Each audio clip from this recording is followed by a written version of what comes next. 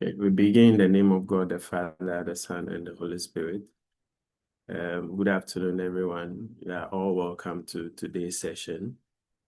Today is one of our Medical Scholar Board webinar, and today we'll be delving into career pathways and specialty journey.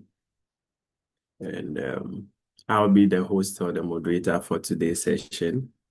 I'm delighted to welcome you all to today's program.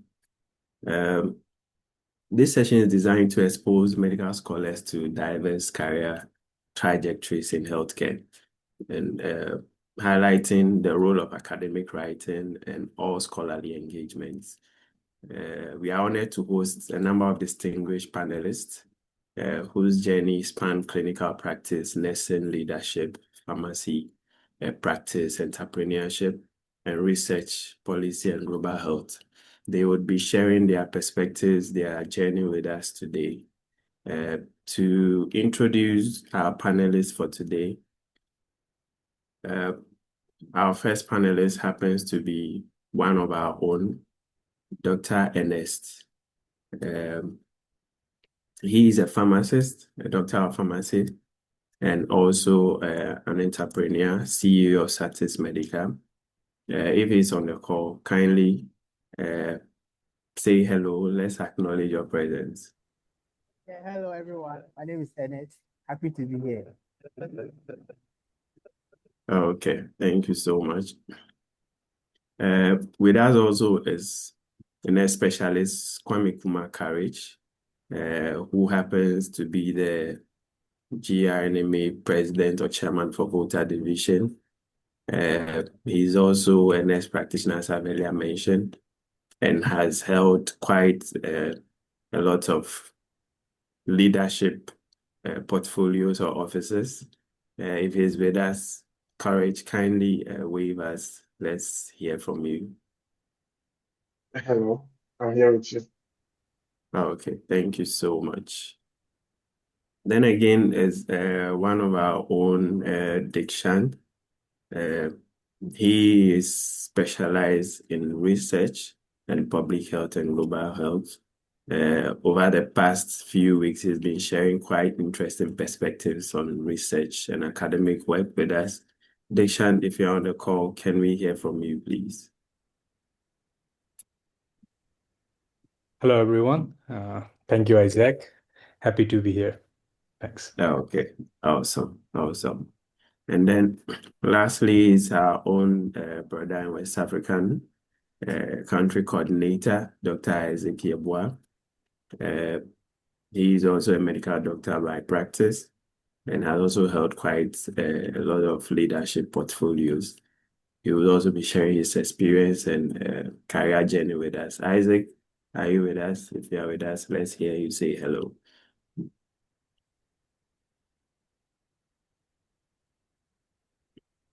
Okay, I think he's probably having some network challenge. So we'll get right to it. So as we were saying, today's session would be more interactive and conversational. Would have some general question going to our panelists. If you have any peculiar question that you'd want to ask, anything about career, what you are studying in school, what you probably want to do in the future, how to navigate that pathway. If you're already a scholar, a professional who wishes to pivot in your career pathway and explore other specialties, the question and answer sessions will be opened, so you could leave your questions in there and take turns to answer them. All right. So our panelists would want to start engaging. So let me just start with Dr. Ernest. Would you like to, hello, can you all hear me? Yeah, All right, so I can this hear goes to all our panelists. So please, can you tell us about your professional journey so far, from training to your current role and practice? Could you share with us? Let's start with Ernest. So you Hello, start by everyone. introducing yourself, and then you could tell us your professional journey, your training, and your current role. Thank you. All right, thank you very much, Dr. Israel. I don't know why you chose me first, but I think we will do it backstage, right? But I hope I can be heard clearly. I mean, the network is a bit bad at my end. Anyway. Yeah, so Yeah, I think okay, so my name is Ernest from from Ghana. I mean, the Black Star of Africa. I mean, the best country in the Sub-Saharan Africa, actually. Getting to yeah. Yeah, so I had my family education in the University of Health and Allied Sciences in the Volta region of Ghana. And actually, I think that's currently the best health university in Ghana now. I think that, yeah, I mean, I'm sure Dr. Isaac and Dr. Israel are tested that for. I mean, Volta region is now the hub of Ghana innovation. Yeah, so that's just by the way. So I had my training in house. Then after that, so I also happen to be part of the BMI board, where even for the past 3 years, up and down with the BMI meetings and coordinating. And when it comes to Ghana too, I've done the grant with Dr. Israel, Dr. Isaac, as the fellowship, the Ghana fellowship, where we've been at least trying to revive the fellowship and organize some community programs. Last year we did some community outreach in the Volta region. I mean the birthplace of Volta region, the BMI Popeye, where we donated medical supplies and also did medical outreach, which was very successful. And thanks to Dr. Israel and Dr. Isaac's massive support. Then okay, so I mean so that is a bit about myself. Then when it comes to my career, so right after pharmacy school, I happened to jump into pharmaceutical sales and marketing. This is one branch of pharmacy industry.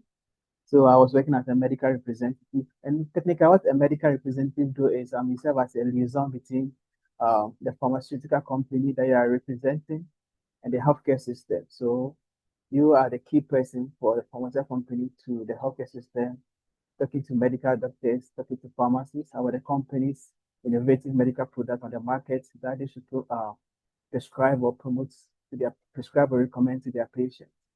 Yeah, so I've been doing that. I started with an Indian company that I'm currently moving to a multinational company where we will be marketing or representing their cardiovascular portfolio in the greater Accra region. Yes.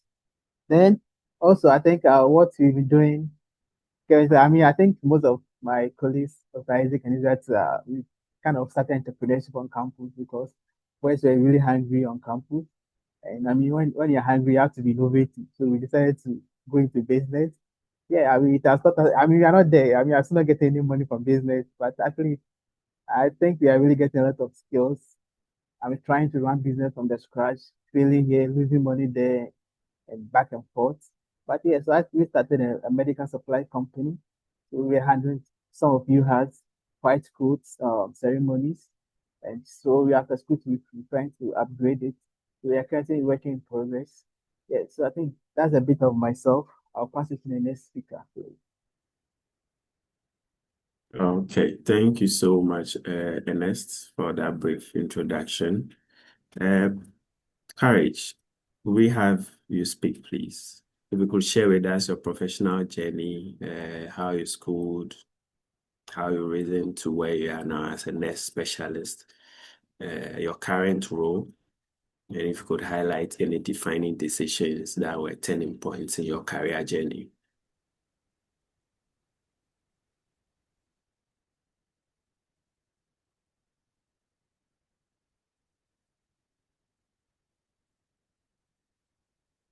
Courage, are you with us? If you are with us, we can hear you.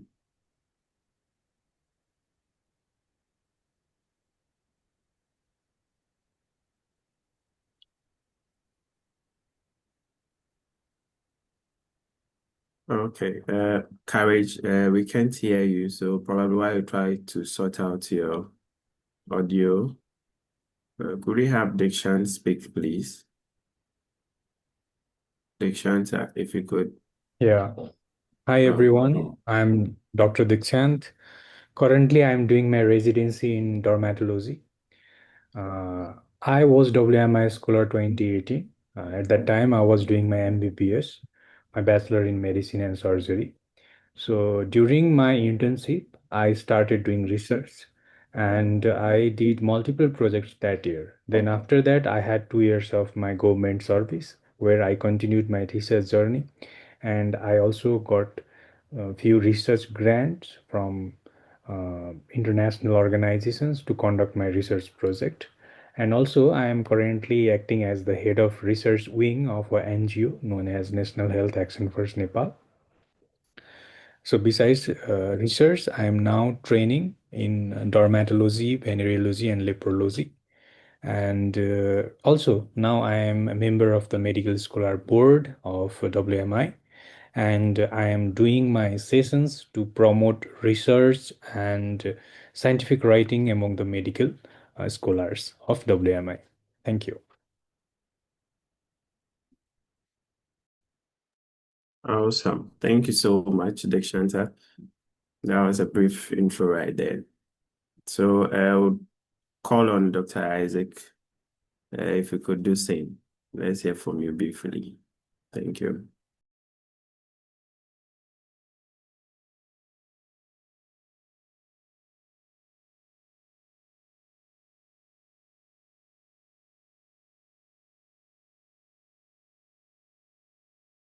Okay, so Kwame Courage, are you able to speak to us now?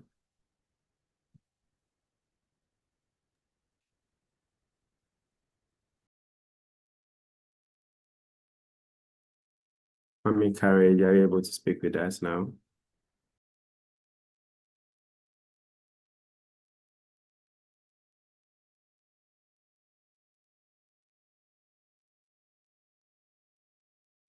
Okay, it seems they are having some challenge with their network.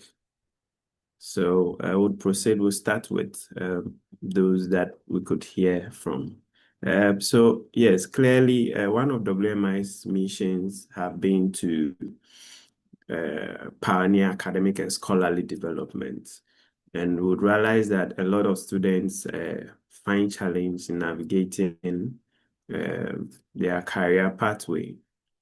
So, our dear panelists, could you explore or share with us how students can navigate some of this process realistically or purposefully, how they can choose what programs to do, uh, which professions to enter into in their near future?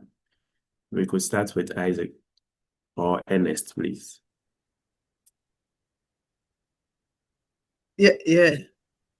Hello. Yeah, we can hear you. Yeah, so I just spoke to Dr. Isaac behind the scenes. So I think he's having a bit of challenge, but he'll join us briefly. So I think we should be expecting Okay. to have him join the meeting soon. So I mean, Okay. if I got the question correct, I mean you are talking about how student, what kind of field student can go into after their degree, right? Well, yes, partly. So we have people finding challenge in choosing a career. Some are in school, but clearly they are not able to identify what to do after school. Some have certain skills while in school, and they are torn between reading programs that are unrelated to the professional skills or the non-professional skills they have. How do they really navigate this whole journey of career choices or specialty choices in a very realistic sense?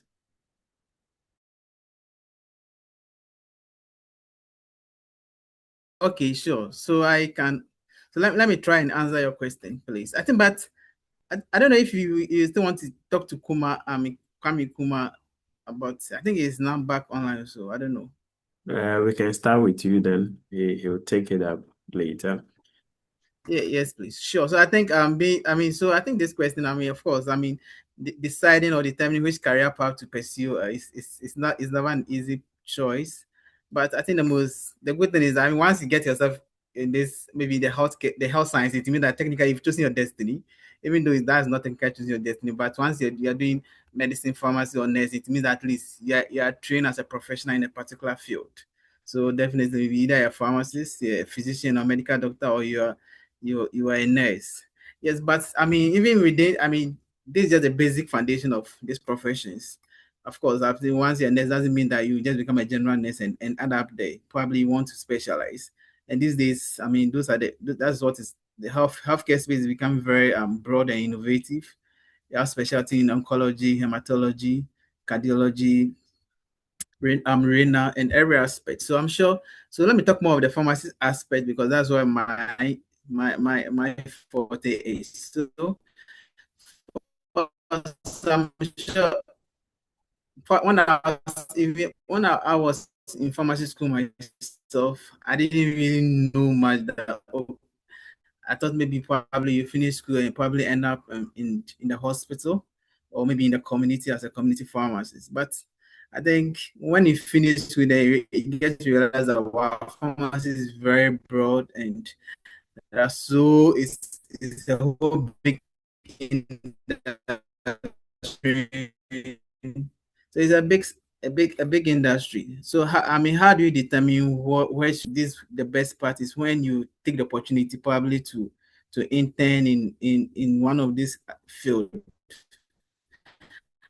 I think with the basic training, if you go through the 6 years of pharmacy training, after the 6 years, you'll be able to know whether yeah, you're interested in hospital practice or clinical practice, and that's where you want to further up and probably do specialty in that field, you should be able to come out with it.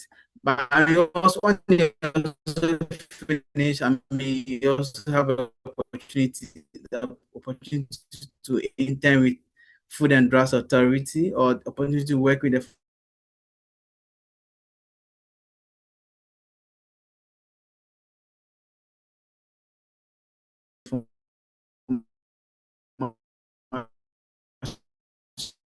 Okay, Ernest, there industry are quite a number of breakages. I don't know if that applies to others in online as well.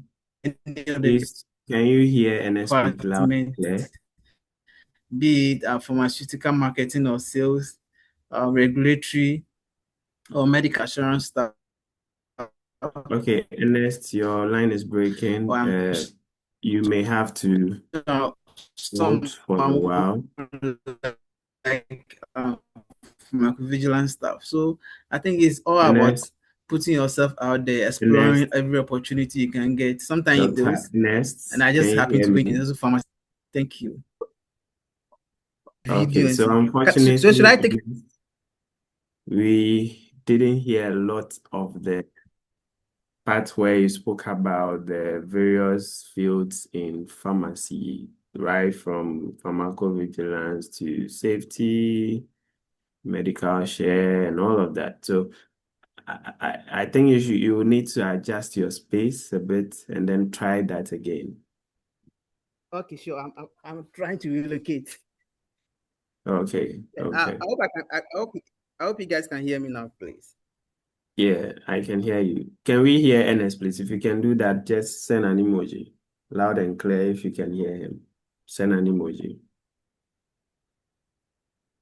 Okay, all right. So Ernest, you can take that again. Thank you.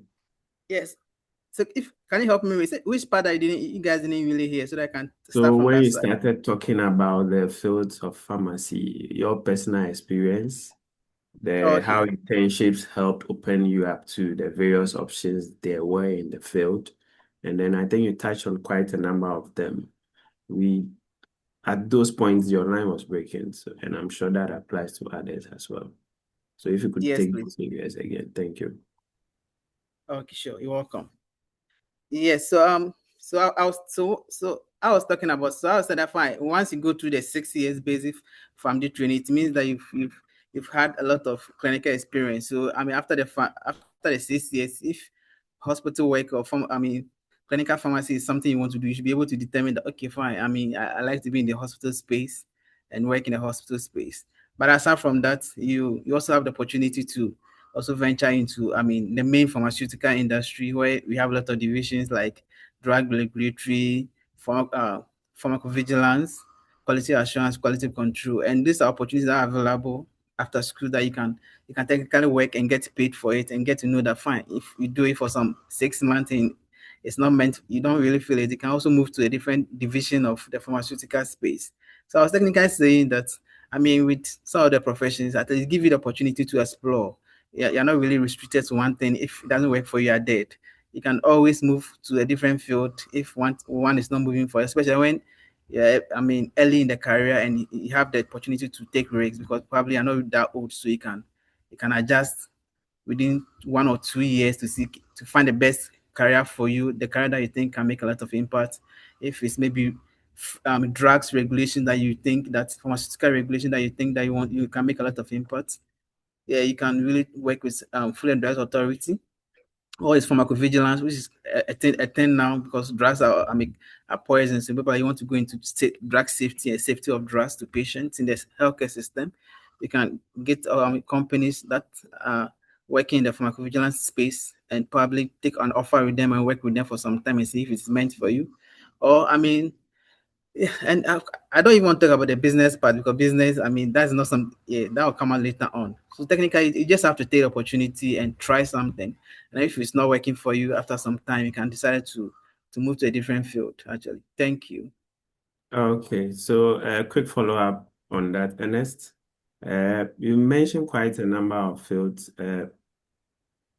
We happen to have people train across all sorts of medical profession, not necessarily pharmacists. How do someone pivot into your field? If I'm a nurse, I happen to have interest in pharmacovigilance, or I would want to venture into all that you spoke about. How do I pivot? What are my options? How do I get there? Okay. I think that's a smart question. Yeah, so I think so when you go to the developed countries, where the pharmaceutical research goes on, the US market, that's the global hub of pharmaceutical market.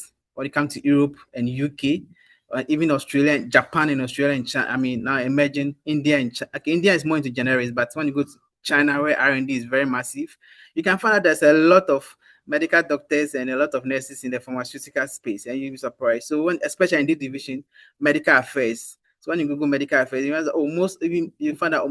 I mean, it could be 50-50. You find 50. I mean, from these 50. I mean, medical doctors. So because I mean, those are some of the space that's because before the drug will come out, you have to go to all the clinical trials and all the testing in animals and before it comes to humans, and even when it comes to human after it has been, I mean, authorized to be used in humans in the healthcare space. Yeah, you also have to find out if there's any, ADLs and side effects that are also coming up to inform decisions concerning how to adjust the drug molecules in the future or how they should be withdrawn. And this one we need, professionals from all aspects. Medical doctors. We also need nurses. And when it comes to the clinical, research aspects, come to have clinical research aspect in the pharmaceutical industry. We have a lot of physicians or medical doctors who are in the lab pioneer, working with new drug molecules to come out for to the market, and including nurses too. So I think when you go outside, the market is very, very big for all healthcare professionals.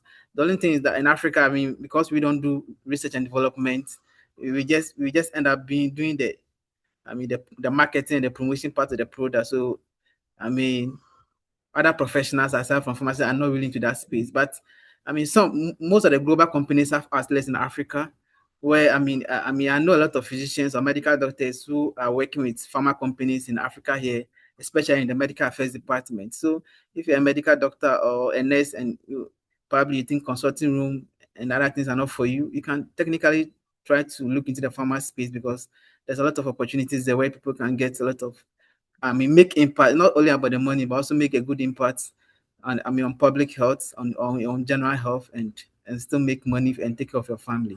Thank you. Thank you so much. I think that's a lot of an opener there. Thank you. I'm sure with time, people will reach out and engage with you, and then you could share with them some of the avenues that are there for them to explore. Uh, if courage can hear us now. Courage, can you come up? Hello, Courage. Israel. Can you hear me? Yeah, okay, we can hear you loud and clear. So thank you so much. Welcome. Uh, you would want to start with introduction. You tell us briefly about yourself, your current role, your career, training as far back as from the start, how you climbed up to where you are.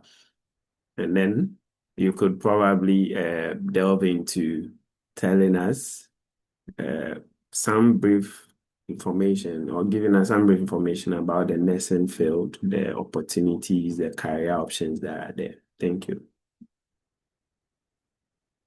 Okay, thank you very much, Israel, and uh, thank you for having me here and doing everything possible that I don't miss this one. Okay, so basically, my name is Karish Kwame. I'm a pediatric nurse specialist with the Volta Regional Hospital in Hokwe, Volta region of Ghana. I basically maybe start from secondary school. I'm a product of St. Paul's Secondary School, St. Paul's Boys Secondary School at Denu. And I proceeded to Ho Nurses Training College, where I had my diploma in nursing. And whilst practicing, I had to do my further studies with the Central University, also in Ghana, and had my first degree. So after my first degree, then the challenge was whether to just take my master's straight or to probably specialize, because then the concept of postgraduate specialization in Ghana was pretty new. So nobody knew the prospects and all that. So eventually, even after having some admissions for my master's programs from about 3 different universities, I eventually decided to go and specialize. So I chose to specialize in pediatrics. So I've been a pediatric specialist from 2019 to date. I recently took up my master's in public health eventually, and pending my graduation, and currently also doing my fellowship in pediatric hemo-oncology. Now, basically, every nurse is a trained leader naturally, so I've worked through the ranks when it comes to union politics, when it comes to clinical practice, to become a supervisor for my department.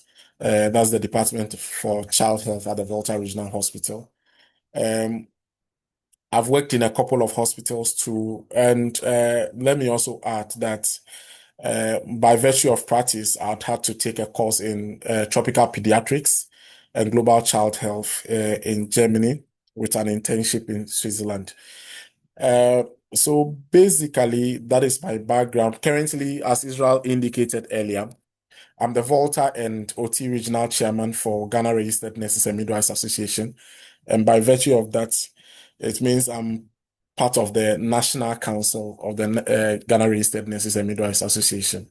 I currently serve on the Whole Teaching Hospital Board as well. I think that should suffice for now.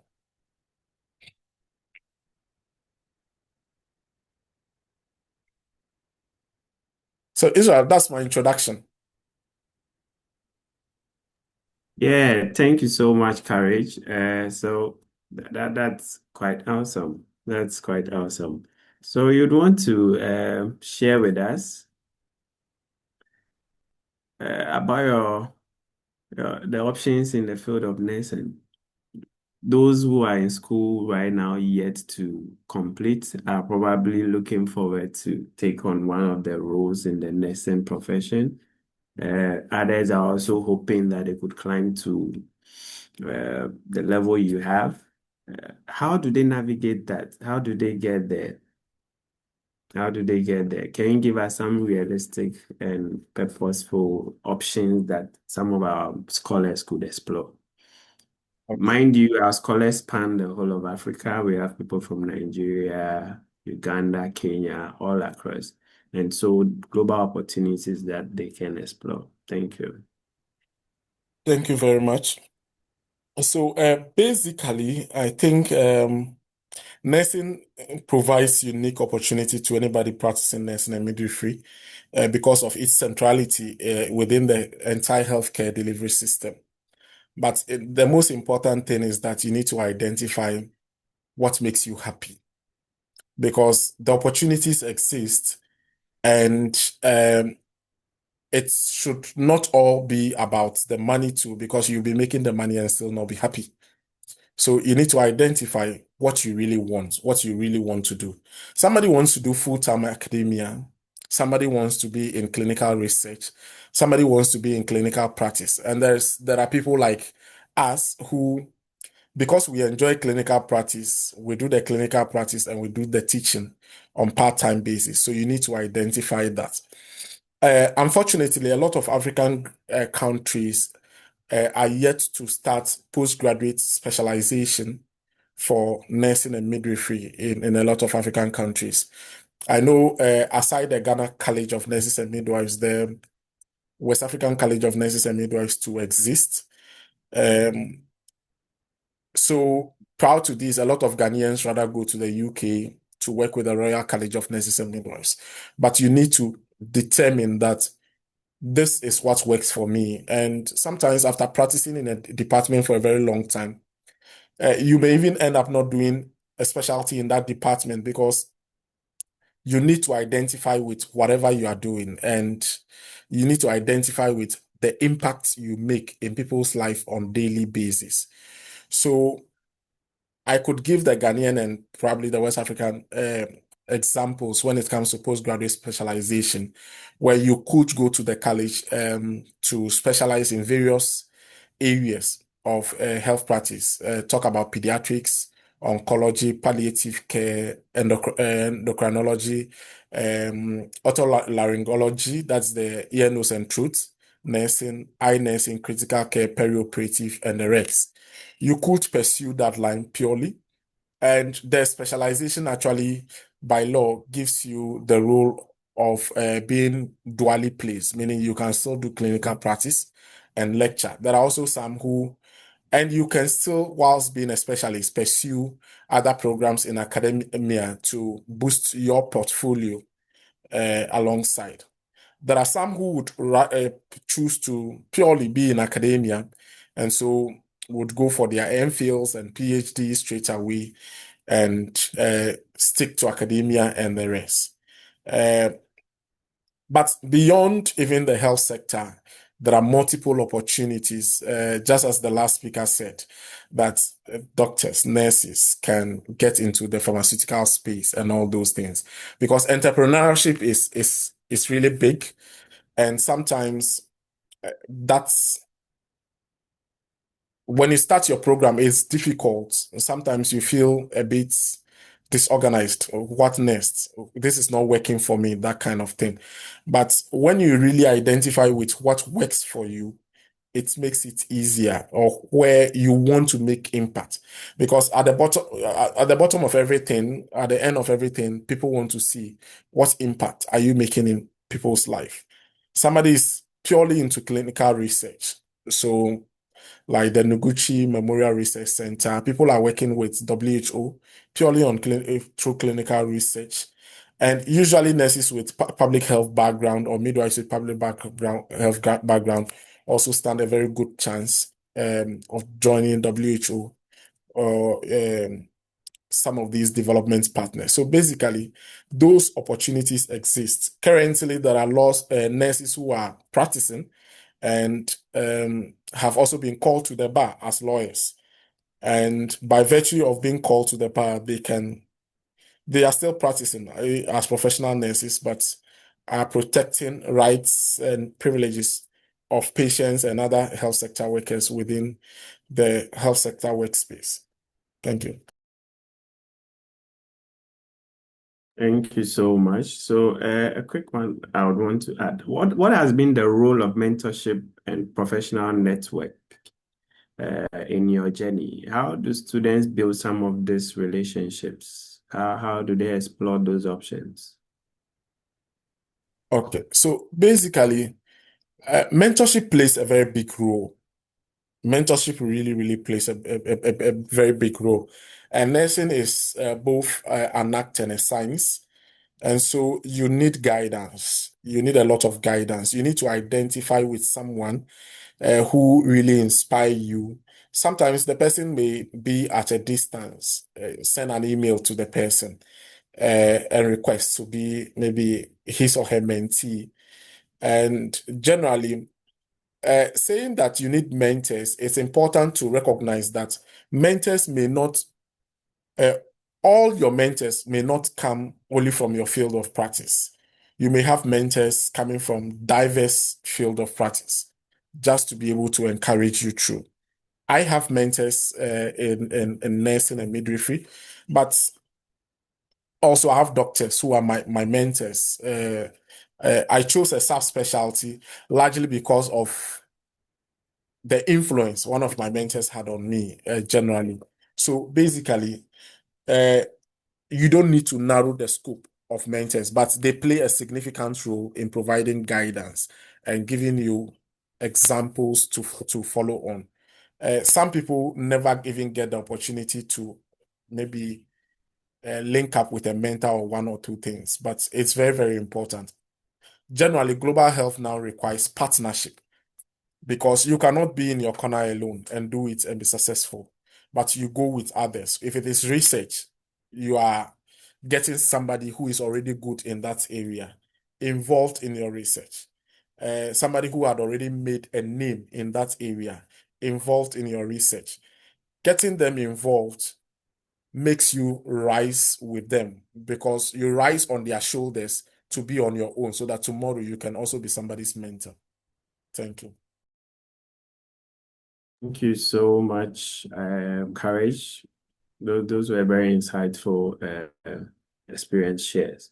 Dikshanta, are you there? If we could delve right Yeah. into Yes, it, Isaac. Yeah, I'm there. you would also want to share with us your career journey, how you've transitioned, considering the opportunities and the educational system in your side of Africa, and what opportunities are there for people in that locality? Like, how do they equally get to where you are? What options do they have in making career choices? Thank you, Isaac. Actually, I'm from Nepal. It's in Asia, not Africa. So Okay, here sorry also, I about think the system is that. the same. I think the system is the same. We need to do bachelor's in medicine or in some subject, then master's, then the opportunities like PhDs or postdoctoral fellowships. I think the pattern, the system of global academia is almost same everywhere, wherever we are, whether it's in Asia or in Africa. So I did my MBBS and then I had to do 2 years of bonding. Then I started research during my MBBS. So I think research is one thing that irrespective of any subject or any field we can do, and that can be a pillar for our global growth. To grow globally, to make an impact globally, research can be a weapon to everyone, whether we are a doctor or we are pharmacist or we are nurse or midwives. Anybody can do research, and when we start doing research, we do some significant research with some number of publications, then that will open the door for everyone to explore more, to get further master's program, to get PhDs and fellowships. So this one thing is like common opportunity for all of us, irrespective of our field, uh, our subject of study. So I started doing research in internship and continued this research journey. Now, and then clinically, I wanted to grow, and I chose dermatology and venereology as my subject because I wanted to focus on other things also, taking my clinical journey alongside it. And dermatology is relatively that speciality where you get a bit more time to spend in other fields, whether you want to do entrepreneurship or research or other leadership activities. You get a bit of time. That's why I chose dermatology. There are no emergencies, less night duties, so you get extra time to do things like research. So that's why I chose dermatology, and I'm also taking research and case report writing, everything with me. uh, yeah, in our part of world also, like we need to do the bachelor's and then do specialization in master's, uh, and also we can source for other opportunities like PhDs or masters in other subjects, entrepreneurship. I think it's the same ecosystem just like in Africa. So my plan is to now continue my specialization, be a consultant, be a specialist, and then continue the clinical research alongside it and explore more opportunity that will come with these competence. Thank you. Okay. Thank you so much. So, a quick follow-up. Do we have the opportunity, especially those of us across the allied health sciences, maybe laboratory scientists, public health nurses, physiotherapists, uh, do we still have some options to explore in the field of research and global health? How do you get to do that? Could you share some practical experiences with us? Yeah, absolutely. We all have the opportunity to do research and to grow with it. Actually, nobody is restricted from doing research. We can do research irrespective of the field we are, whether we are biochemists or pharmacists or even public health officers. They have a pretty much research. So all of us can start research.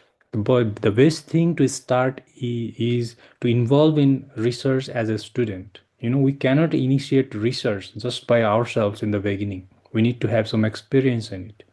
So the best thing is to involve in the research with the mentors or with the groups, with the people who have done research before and who can guide you to research. So involving in few research projects will give us some experience. Then we can get some clarity about doing research because there are different types of research. There are different system of doing research. So we can start with simple ones, then we can excel on it, and while on the way we can learn more about various kinds of research, and slowly we can progress on it. So if we are biochemist, biochemistry lab is a wonderful place to do research. We can do even just the data of the people we see in laboratory. We can publish a paper with that, a simple descriptive study or simple analytical study. Even if we don't experiment harder in the lab, we can do that. And even nurse and midwives, they can do research. They can publish a paper with the data of the people they have seen, of the patient they have cared for. And also we can do community research, like going to the people, asking about different topics, getting their knowledge. Or we can do some educational intervention or more any kind of intervention. So we can start research anywhere. Just the thing is, like, we should have the idea first, how to do research, how to play with the data we have, how to initiate research, how to plan for it, how to do any intervention, how to publish it. So it's a long journey process, but we need to have experience to start the research by ourselves. So in the beginning we should involve, we should work under some mentors or some experienced people and get some idea about research. Whether irrespective of our field or subject, we can do the research because there is no any particular restriction like you cannot do the research. Anybody can be a part of research, write research and publish it. So it's a common opportunity for everyone. So the best thing is to start with a group or under a mentor, get some ideas, start writing simple form of the articles like case reports. We have already conducted some sessions in WMI also. Case report writing is the simplest way to write, and then progressing towards simple form of research. So that's the way to grow. And yes, we all can initiate research. Thanks. Thank you so much. I was going to ask a question about how to build. Um, profile for yourself in a space of limited resources, but I think you've touched on it. And so thank you so much, Deshanta. Dr. Isaac Yeboah, can you hear us? Do we have? Yes, I can hear you now. Good Okay. afternoon, good evening to us all. Sorry, my video is off. At a location which is a bit noisy. The background is not quite encouraging, but let me try and save. I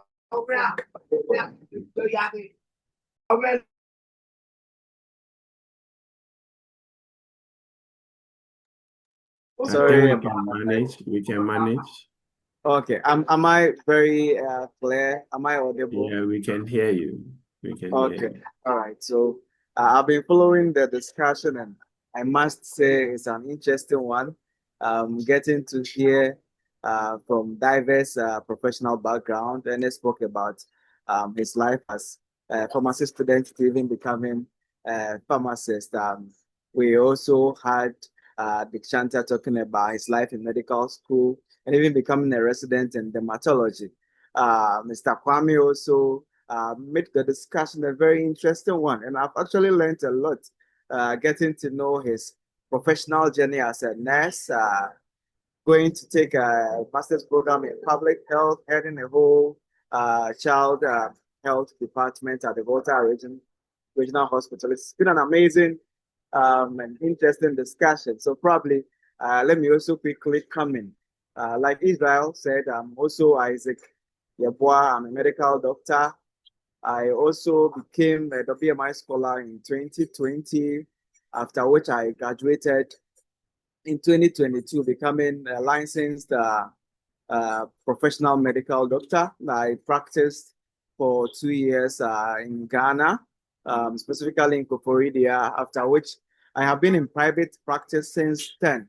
I started private practice last year, May 2025. I'm currently also enrolled in a master's program in public health and global health and non-communicable disease. I have an interest in global health. That is why I pursued that program. That notwithstanding, regarding the medical specialty, I'm very, very much interested in obstetrics and gynecology.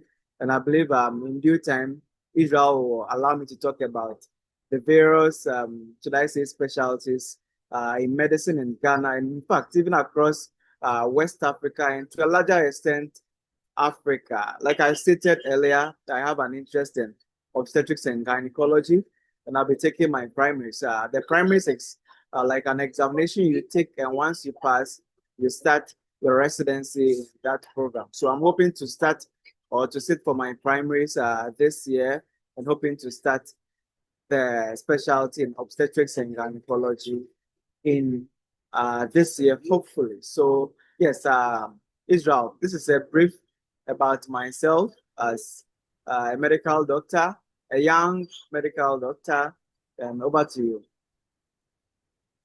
Thank you so much. So that was a brief one. Maybe we'll just get right into it. Would you want to share us?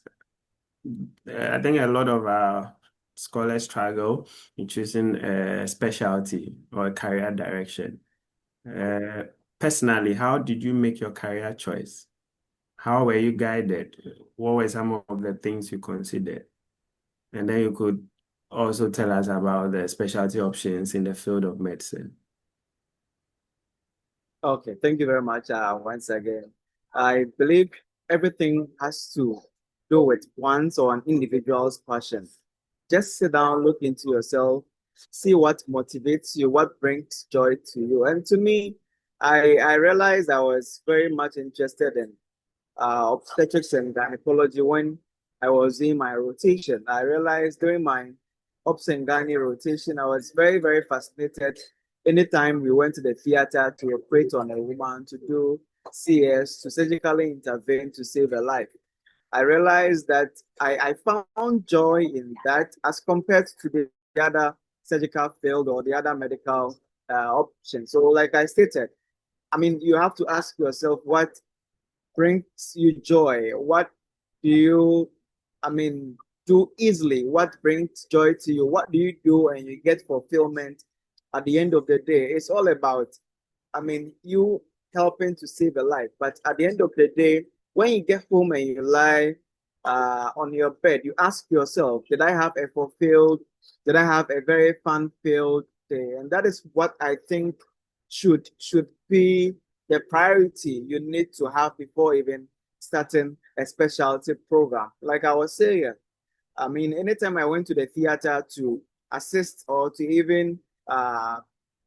do a cesarean section, I was very, very happy doing it alone or sometimes with my bosses. And that is what even motivated me to have that interest, to have that passion for the specialty I would want to enroll in. So it all boils down to what brings you joy, what motivates you, where your passion lies. And I believe once you are able to find or identify this drive, this motive, you would be able to decide on a very good specialty.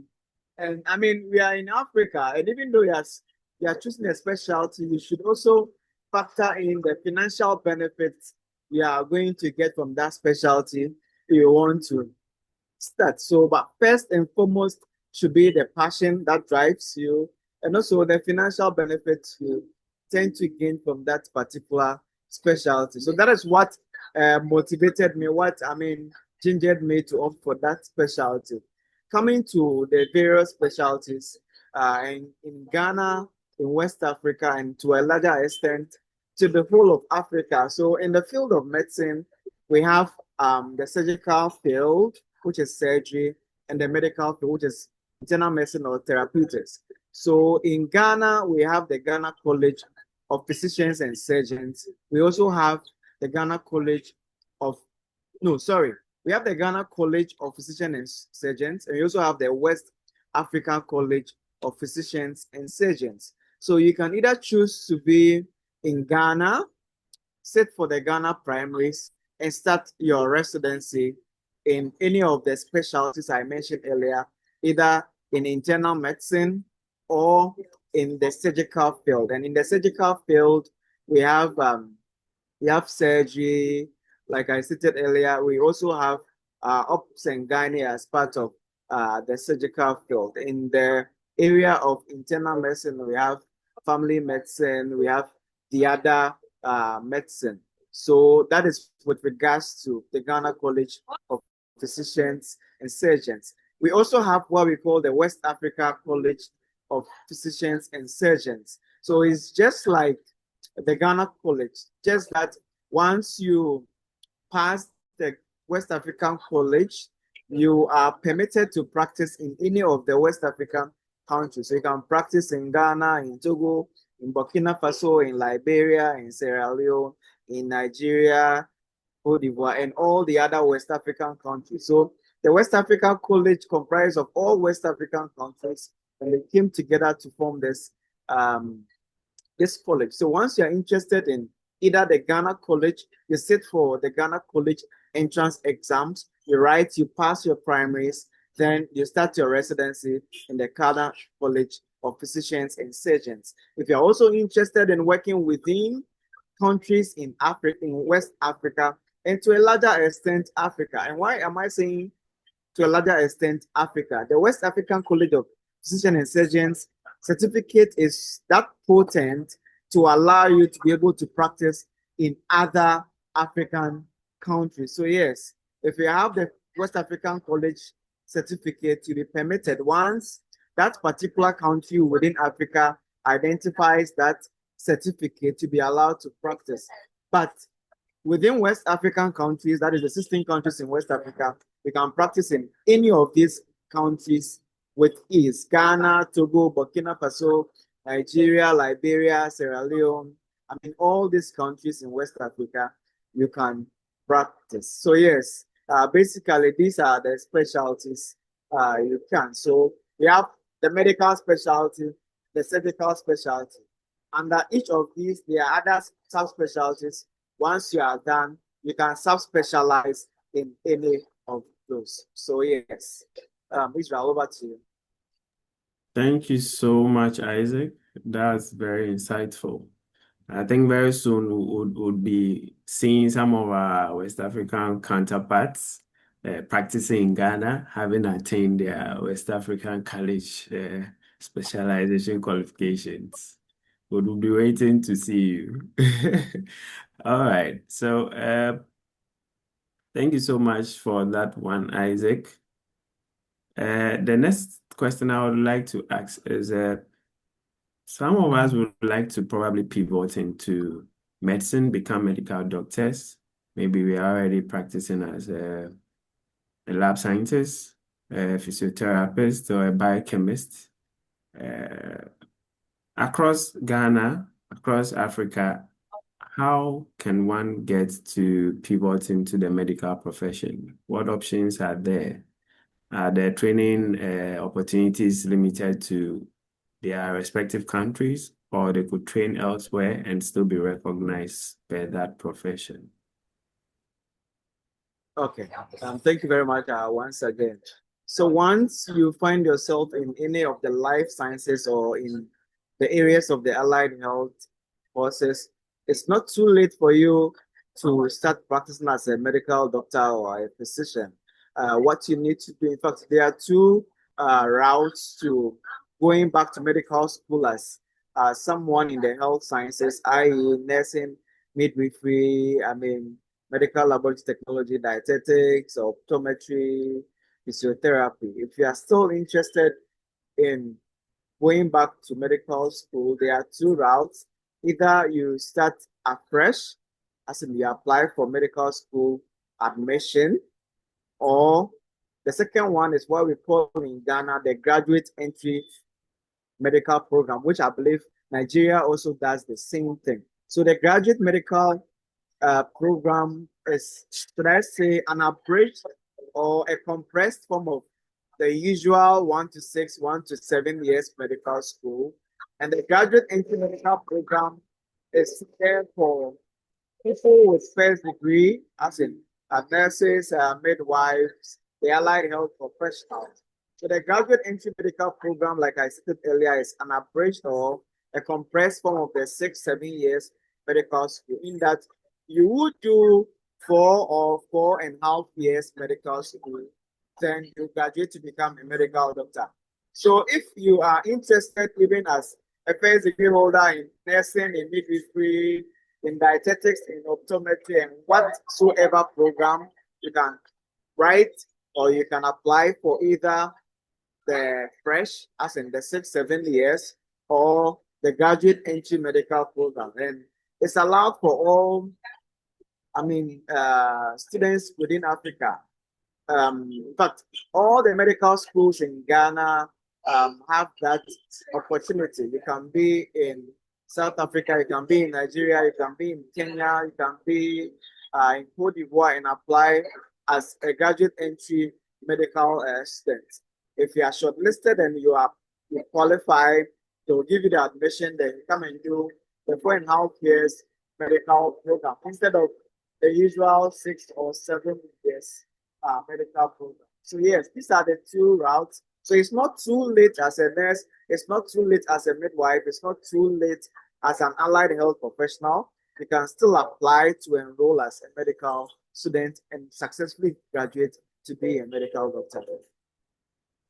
Over to you. Thank you very much for that insightful share. Maybe we would head back to Ernest at this point. Ernest, would you want to share with us what gaps in the healthcare space motivated you into entrepreneurship, and how could we engage in some of those entrepreneurial capacities as medical scholars, even right from school or as professionals in the healthcare space?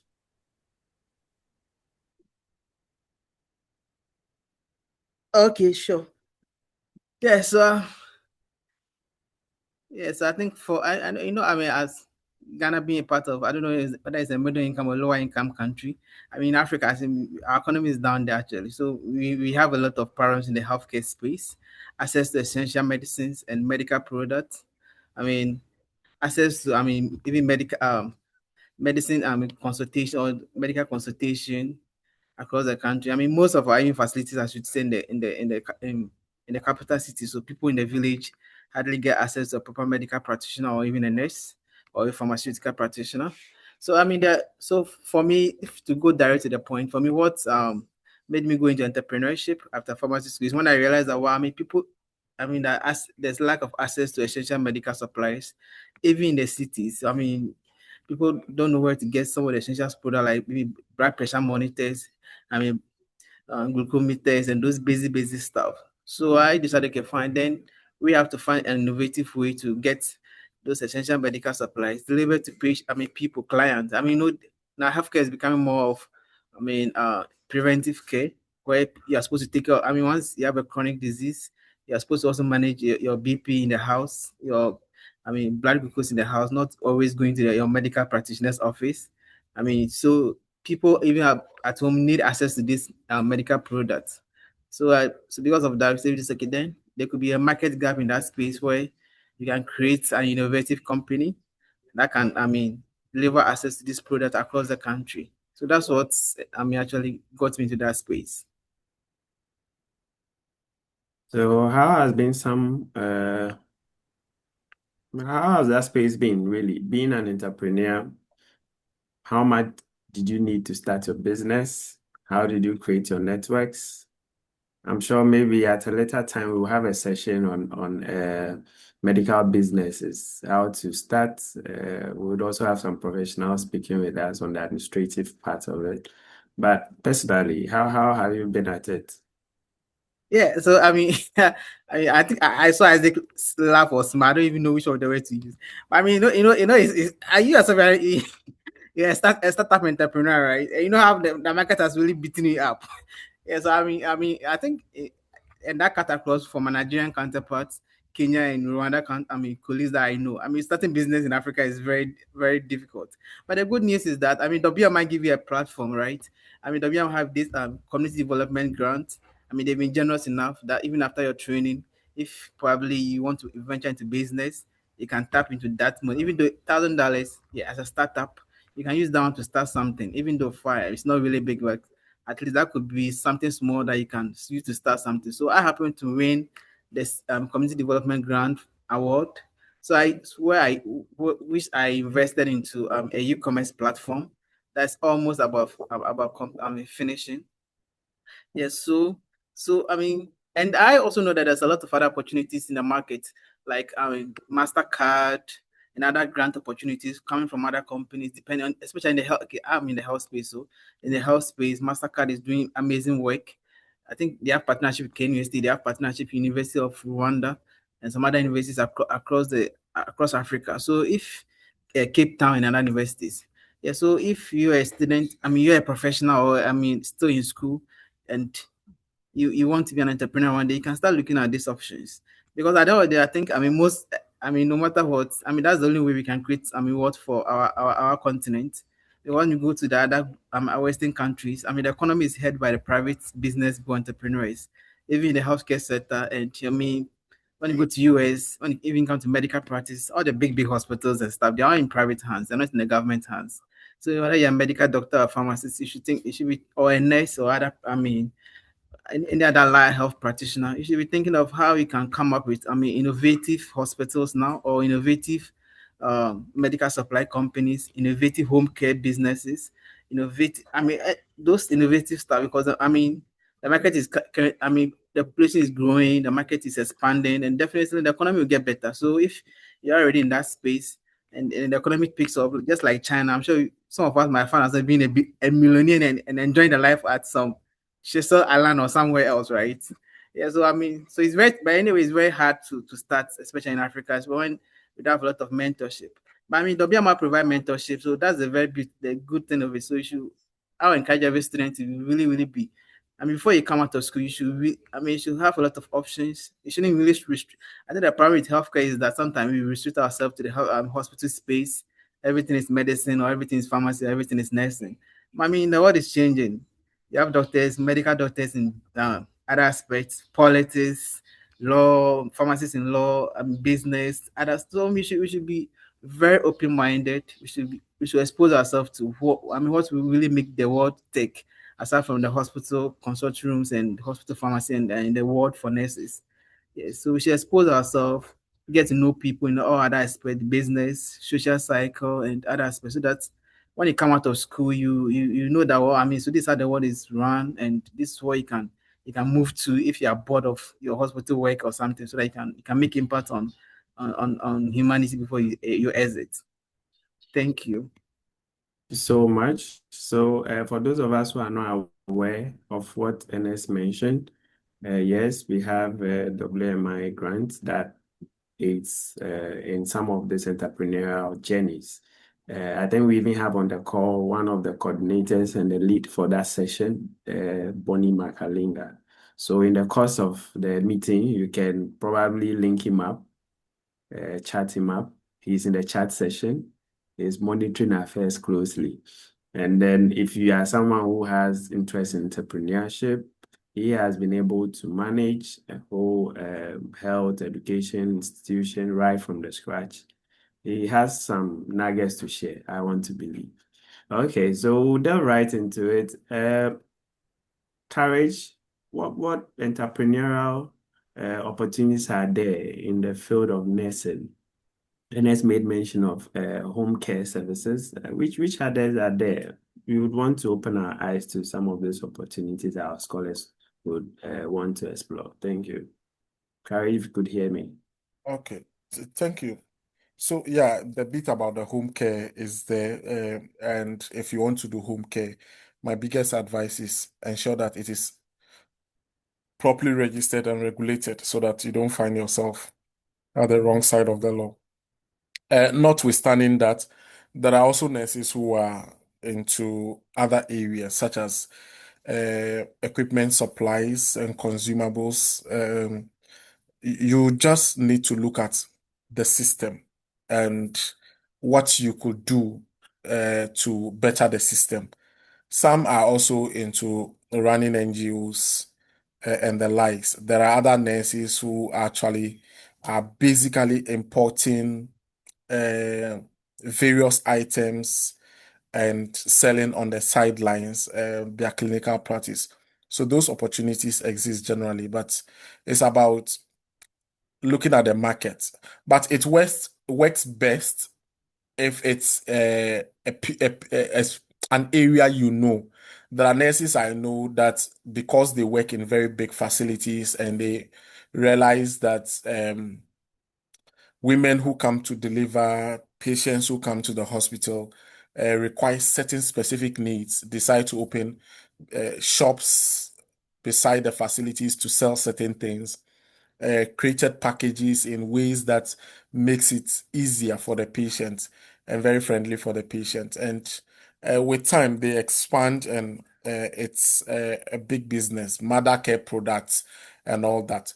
Some are importing clothing, detergents, and even sometimes even electrical appliances and are selling. I know nurses who have hardware shops on the sidelines and are selling cement, iron rods, and the rest.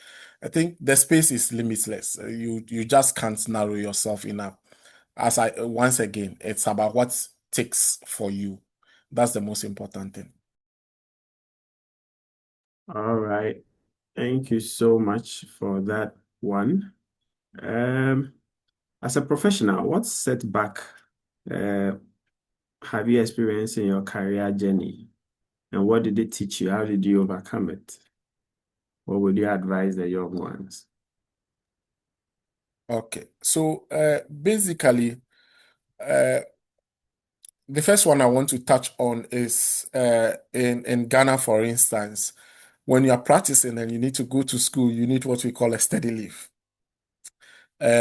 So you either get a study leave with pay or you get a study leave without pay.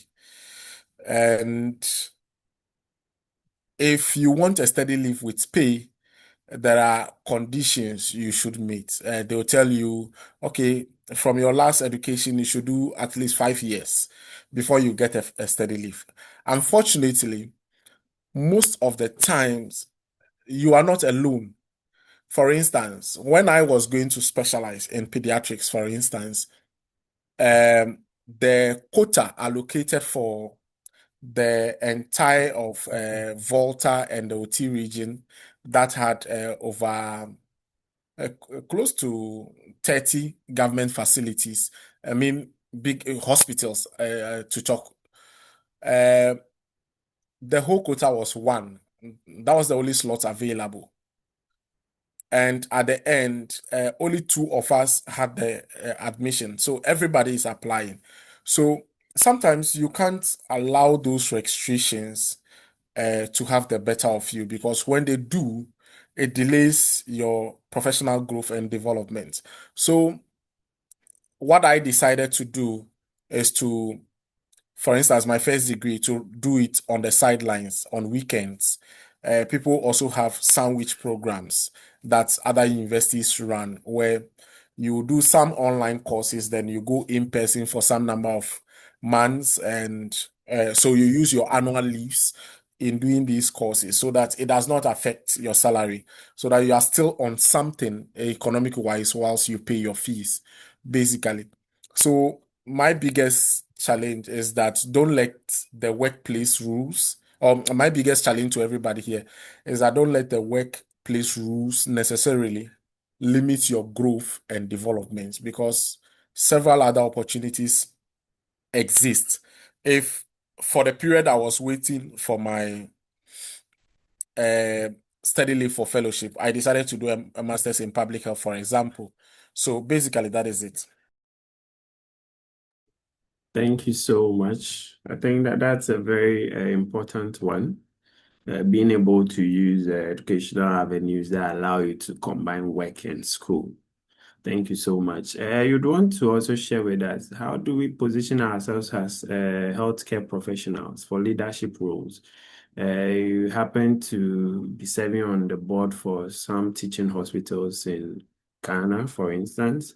You've held quite substantive roles in administration, in association, politics, and all of that.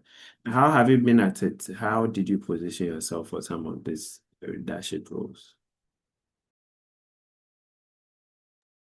So basically, one of the biggest challenges we have is health workers getting involved in politics. Even if you are not in traditional politics, at the workplace, there is politics every day.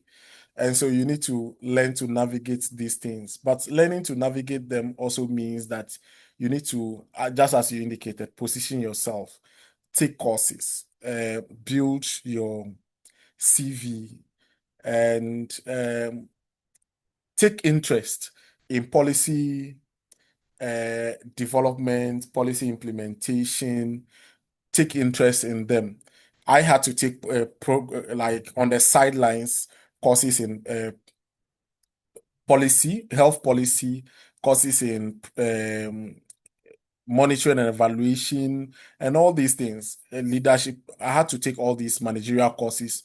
And whilst I was doing those things too, I was interested in how the system can be changed for the better. And I think with time, people will begin to see what the impact you are making. And once you are making the impact, it's easier to invite you onto the table. If you want to get into traditional politics as well, I will not say stop. Do it. Thank you. Thank you so much, Courage. Dikshant, I think we'll be wrapping up in the next 2 or 3 minutes. But Dikshant, before we do that, we want you to share with us some global opportunities in the space of research that we could explore as medical scholars. Thank you. Thank you, Israel. So research is like there are unlimited possibilities if you want to grow in the field of research, because it's like infinite field, it's never ending. You keep growing every time you start doing research. So talking about various global opportunities, if you excel in research, if you get good publications, if you get a good number of experience in research, that will open your possibility of getting scholarships in masters. And if you at least you should have some basic qualifications in bachelor's, and if you have good research publications in that field, then that will open your door to get scholarship to pursue masters in good universities globally. You don't need to pay for that masters, and if you are doing good research, you will get the fully funded PhD programs. So you can source it online also. You can get, because most of the PhDs programs, the students don't pay for it. They get it fully funded when they get the required qualifications. And one of the first foremost qualification is the research experience and how they have worked in that field. Because you can with the experience in research, you can start connecting with the professors, you can start networking, you can start connecting with the professors or the faculties who are who are having the similar interest as you are, and you can connect to them. You can convince them that you are interested in their program, and they can help you to get the scholarships. And another opportunities are the research grants. There are many organizations that are providing research grants. For example, even this WMI Community Development Grant, I got 2 years back. So there were two components. One component was school health project, and another component was research itself. So the community development grant I got from WMI, I used that in conducting a research, and now it's being published. Similarly, I got a research grant from Tropical Royal Society of Tropical Medicine and Hygiene to pursue.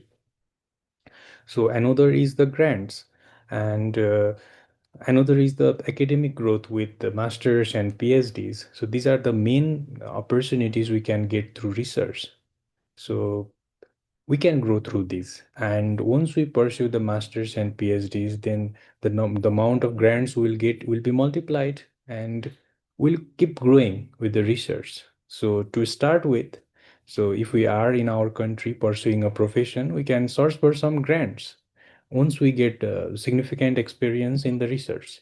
And then if we are interested to pursue higher education in research, there are various research position also.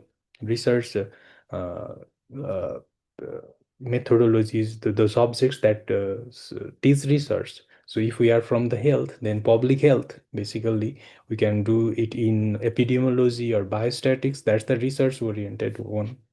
And if you want to pursue furthermore, we can do PhD, and that's basically a research. So yes, research is like, we can go open the door through the research, we can open door, and there will be unlimited possibilities to grow. So the thing is that we should just get started. Thanks. Thank you so much, Deshanta. Please, if you have some questions, our audience, kindly leave it in the chat box. Just type it. Would pick it up from there. The last engagement would be with Isaac, Dr. Isaac. If you can hear us, would you share with us one skill that you think every medical scholar should start developing, irrespective of what field or specialization or career they want to pursue, and some steps that they should start taking in the next 3 to 6 months, even after this session? Okay, thank you very much, Israel. So I think I'll rather make it two instead of one. And the first on my priority list has got to do with good organizational skills. I recall having worked with Dr. Ernest way back in school, organizing a number of events as well as yourself.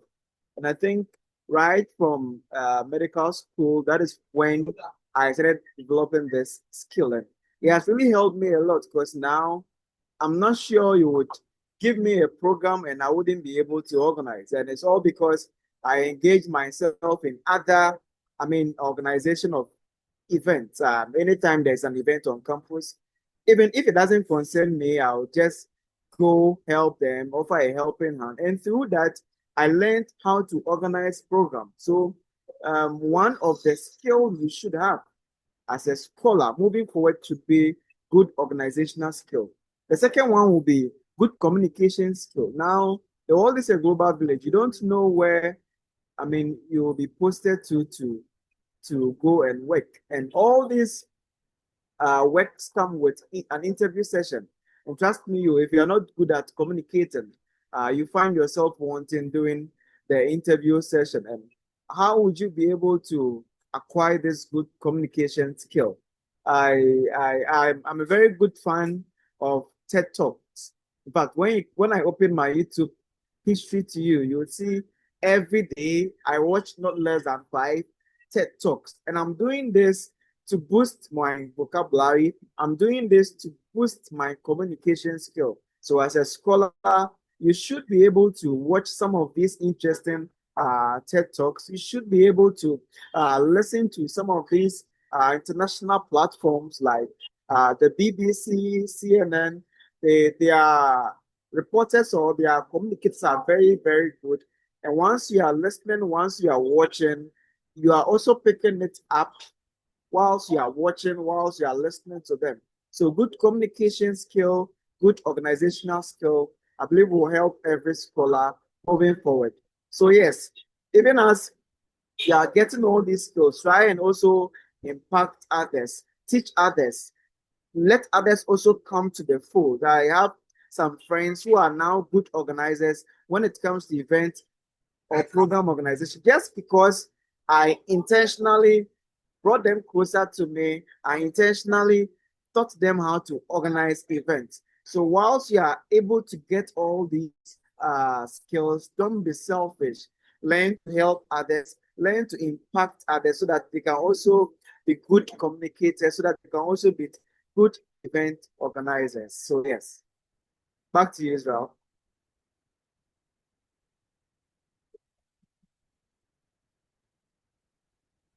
Thank you so much, Isaac. That was a good one. Your advice to any student or professional here who probably feels lost, maybe in their career choices, what they are practicing right now, or what program they are reading in school, what form of reassurance would you want to give them? Okay, thank you very much. My boss will always tell you that there is nothing like a bad profession. Once you're able to apply yourself in the profession, once you are able to better yourself, i.e., attending continuous professional programs, attending webinars, attending other programs to help you, you do so much well in your chosen career. So don't be disappointed. Don't be sad about a particular career choice you've made. Learn to better yourself. Attend seminars, attend webinars, attend events which will better yourself as a person within that profession. Like Mohammed said, he's attending a lot of seminars, gone even ahead to do a master's program.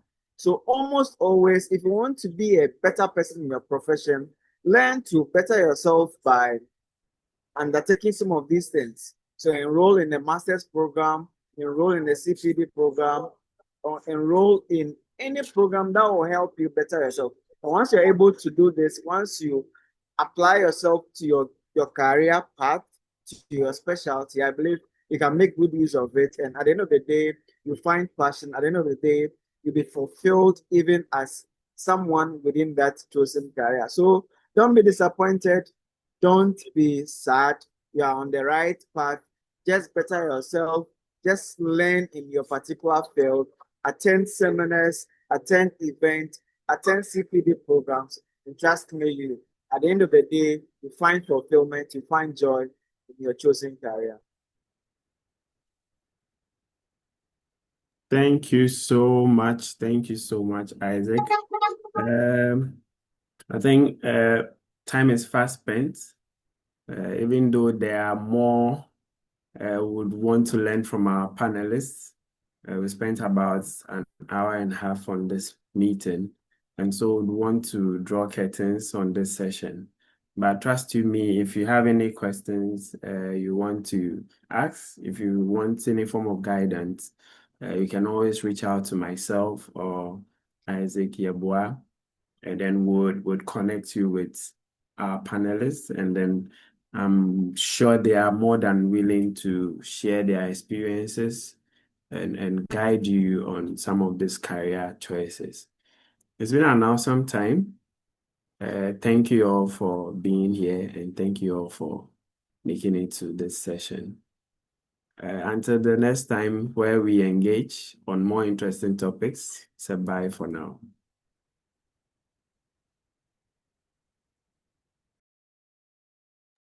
Ah, what's it?